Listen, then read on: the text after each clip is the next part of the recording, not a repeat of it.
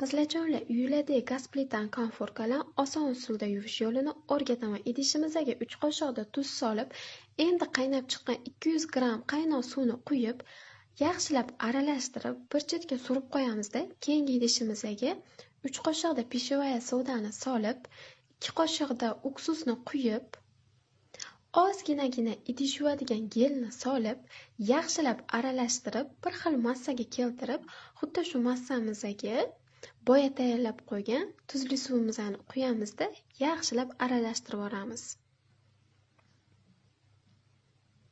Xuddi shu suvimizga gazimizni konforkalan 15 minutga solib qo'yamiz.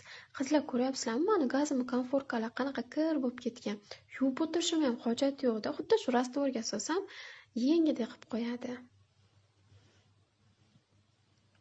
15 minut o'tirmadimda, xuddi shu rastvorimizda gaz plitalarini yuvishga qaror qildim. Qizlar, qaranglar, bir martada qanaqa oppoq qilib yengidek qilib qo'yapti. Xuddi shu rastvorimizda rakvina, mikrovolnovka, pech, xohlagan joylarni yuvsanglar bo'ladi.